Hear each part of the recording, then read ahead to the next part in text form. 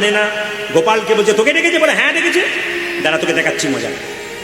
কানে ধরে গোপালের এই গালে এক চড় আর এই গালে এক চড়। যেই না মা যশোদা গোপালের কানেটা ধরেছে, কানে ধরে ডান দিকে এক চড় মেরেছে, বাঁ দিকে এক, তত্ত্বগুলো শুনবেন, ডান দিকে এক চড় বাঁ দিকে এক চড়।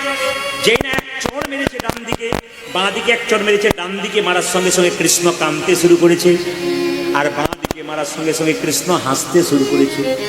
কৃষ্ণকে মা থাপ্পড় মারলো, একবার কাঁদলো একবার হাসলো। কেন কাঁদলো? এই জন্যে, মা গো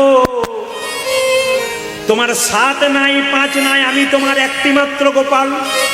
তুমি নবনী তৈরি করার সময় নবনীটা বসন অঞ্চলে ছেঁকে নাও, তারপর আঙুল দিয়ে নেড়ে নেড়ে দেখো পাছে যদি নবনী মোটা হয়ে যায় তবে গোপালের বদনে লাগবে।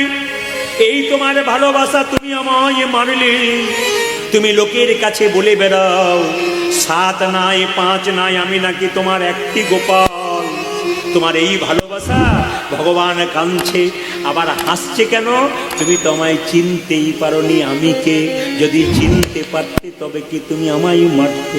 যশোমতী সঙ্গে সঙ্গে গোপালকে কোলে করে নিয়ে গুরুদেবকে বলছে, গুরুদেব বন্দি করে রাখবো আমার কাঁচা সোনা, আমার গোপাল তোমার কাছে আর আসবে না। এই বলে যেই না গোপালকে কোলে নিয়ে যশোমতী একটা বাড়ির মধ্যে ঢুকে, যেই না জানলাতে দড়ি দিয়ে বাঁধতে যাচ্ছে, বাঁধতে বাঁধতে যখন গেট দিতে যাবে 2 আঙ্গুল কম পড়ে যাচ্ছে। ভগবান মনে মনে ভাবছে, মা গো এই জগতে দড়ি দিয়ে আমায় কেউ বাঁধতে পারে না। যদি কোনো ভক্ত প্রেমে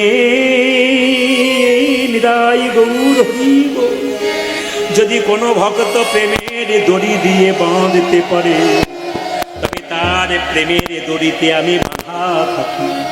এই জগতে কোনো ভক্ত যদি আমায় প্রেমের দড়ি,